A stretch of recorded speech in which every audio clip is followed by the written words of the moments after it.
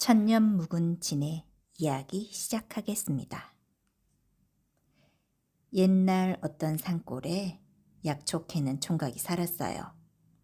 날마다 산중에 들어가서 약초를 캐가지고 장에 내다 팔아 근근히 먹고 살았어요. 그러다 보니 나이 30에 장가도 못 가고 혼자 살아요. 어느 색시가 약초나 캐는 가난한 총각한테 시집 오려고 하겠어요. 하루는 이 총각이 깊은 산중에 들어가서 약초를 캤는데 약초 캐는데 정신이 팔려서 날이 저무는 것도 몰랐어요. 정신을 차리고 보니 벌써 어둑어둑한데 서둘러 산에서 내려온다는 게 길을 잃고 점점 더 깊은 산중으로 들어가게 됐어요. 한참 동안 산속을 헤매다 보니 저 멀리서 불빛이 어른아른 거리는 게 보였어요. 총각은 얼른 불빛을 찾아갔죠. 가서 보니 오막살이 초가가 한 채 있는데 주인을 찾으니 웬 색시가 나왔어요. 산중에서 약초를 캐다가 날이 저물고 길을 잃어서 곤란하게 되었으니 오늘 하룻밤 묵게 해주십시오. 하니 서슴없이 들어오라고 하네요. 들어가니 더운 밥 지어서 저녁상을 한 상 잘 차려주었단 말이죠. 그래서 총각은 그걸 먹고 하룻밤을 잤어요. 다음날 아침이 되니까 색시가 조반도 한 상 잘 차려주기에 먹었어요. 먹고 나니까 색시가 하는 말이 약초를 캐면 몇 푼이나 벌며 딸린 식구는 몇이나 됩니까? 하고 물었어요. 그래서 총각이 약초 팔아서 입에 불칠이나 하니 몇 푼 번다고 할 수도 없고 아직 혼인을 못했으니 딸린 식구도 없소이다 라고 총각이 말했죠. 그랬더니 색시가 반색을 하면서 하는 말이 그렇다면 여기서 나와 함께 삽시다.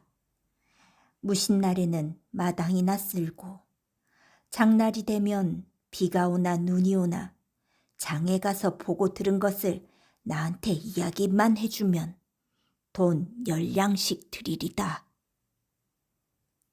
가만히 듣고 보니 그보다 더 좋은 돈벌이가 없을 것 같았어요. 게다가 장가 못 간 노총각이 예쁜 색시까지 여들 판국이니 마다할 까닭이 없었죠. 그래서 그러자고 하고 거기서 색시와 함께 살았어요. 무신날에는 마당이나 쓸고 놀다가 장날만 되면 비가 오나 눈이 오나 장터에 나가 여기저기 눈동냥 기동냥을 해서 그걸 죄다 색시한테 알려줬단 말이에요. 그러면 색시는 그냥 고개를 끄덕끄덕 하면서 듣기만 했어요. 그렇게 살다 보니 3년이 후딱 지나갔어요. 3년이 지난 뒤에 하루는 이 남편이 장에 갔더니 한 초립동이가 나귀를 타고 지나가는데 초립에 방울을 달라서 딸랑딸랑 소리를 내며 가거든요. 나귀 목에 달아야 할 방울을 제 초립에 달았으니 우스운 일이 아니겠어요. 그날 집에 돌아와서 색시한테 그 이야기를 했죠. 오늘은 참 장에서 우스운 꼴을 다 봤소이다. 그러자 색시가 무엇을 받기에 그러세요? 멀쩡하게 생긴 초립동이가 글쎄 초립에 방울을 달고 딸랑거리며 지나가는 게 아니겠소. 그랬더니 색시 얼굴이 확 달라졌어요. 깜짝 놀라는 거죠. 그러고는 다음 장날 또 그 초립동이를 만나거든 반드시 뒤를 밟아 어디에 사는지 좀 알아오세요. 그 다음 장날이 돼서 장에 갔더니 아닌 게 아니라 그 초립동이가 또 방울을 딸랑거리면서 지나갔죠. 그래서 가만 뒤를 밟았죠. 따라가다 보니 이 초립동이가 장터를 벗어나서 산으로 들어가더란 말이죠. 산으로 들어가서 어디로 가는 거 아니? 컴컴한 동굴 속으로 쑥 들어가네요. 참 이상한 일도 다 있구나. 멀쩡한 사람이 나귀를 타고 동굴 속으로 들어가다니? 하면서 동굴을 기웃거리고 있는데 이 초립동이가 동굴에서 다시 쑥 나와가지고는 당신은 필경 웬 색시 부탁으로 내 뒤를 밟은 것이지요? 하고 얘기했어요. 다 알고 물어보는데 아니라고도 할 수가 없어서 그렇다고 했죠. 그랬더니 지금 당신과 함께 살고 있는 색시는 사람이 아니고 천년 묵은 지네예요. 오늘 저녁에 돌아가면 당신은 틀림없이 지네한테 잡아먹힐 것입니다. 3년을 함께 산 색시가 지네라니 선뜻 믿어지지가 않지만 제가 잡아먹힌다니 겁이 덜컥 났죠. 그래서 그럼 어떻게 하면 살 수 있느냐? 하고 물었더니 초립동이가 하는 말이 장에 가서 독한 담배를 한 사발 사서 온몸에 담배진을 바르고 가세요. 그리고 뒷문으로 몰래 들어가서 문구멍으로 들여다보세요. 지네가 보이거든 담배 연기를 문구멍으로 뿜어 넣으시면 됩니다. 그러면 지네는 죽고 당신은 살 수 있어요. 이 사람은 초립동이 말대로 장에 가서 독한 담배를 한 발 사가지고 담배진을 내어 온몸에 잔뜩 발랐어요. 그러고는 집으로 가서 초립동이 말대로 뒷문으로 몰래 들어가서 문구멍을 뚫고 들여다보니 아닌 게 아니라 용마루 같은 지네가 방 안에서 꿈틀거리고 있지 뭐예요. 이제 색시가 사람이 아니고 지네인 걸 알았으니 담배 연기를 뿜어야만 됐어요. 안 그러면 자기가 죽을 테니까요. 그런데 이 사람이 그걸 하지 못했어요. 왜 못하는고 하니 3년 동안이나 함께 살면서 신세도 지고 정도 든 색시를 차마 죽일 수 없더란 말이죠. 아무리 징그러운 지네라고 해도 말이에요. 저 지네를 죽이는 건 차마 못할 일이로다. 에라이, 차라리 내가 죽고 말지. 이 사람이 이렇게 생각하고 그냥 가만히 나왔어요. 개울에 가서 담배진을 다 씻어낸 다음 이번에는 앞문으로 들어갔죠. 앞문으로 들어가니 색시가 반겨 맞아주는데 아무리 뜯어봐도 이 색시가 어떻게 그 징그러운 지네란 말인지 참 믿어지지가 않았어요. 그래도 제 눈으로 똑똑히 본 다음에야 안 믿을 수가 없었죠. 이 사람이 한숨을 훅 쉬면서 당신이 지네라는 걸 알았어. 그래, 오늘 밤에 날 잡아먹을 테요? 하고 물어봤죠. 색시는 깜짝 놀라더니 네, 비록 미물이지만 왜 까닭없이 당신을 잡아먹겠습니까?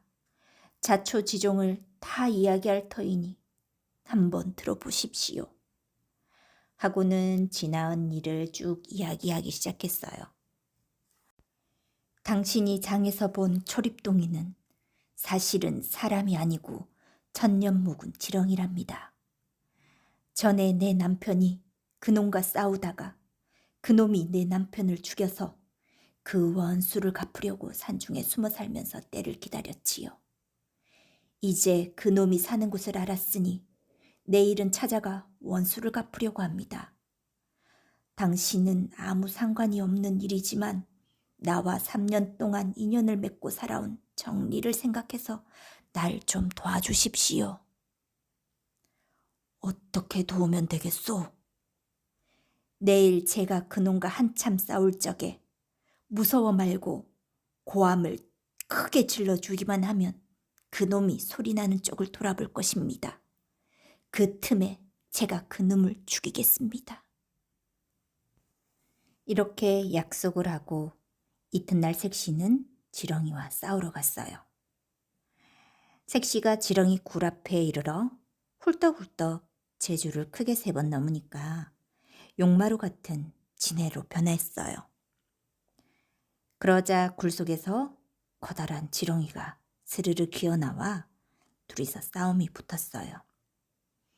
그런데 그 싸움이 어찌나 사나운지 이 사람이 구경하다가 그만 소리도 못 지르고 까무러쳐 버렸어요. 진해와 지렁이는 한참 동안 싸우다가 지쳐서 더 못 싸우고 헤어지게 됐죠.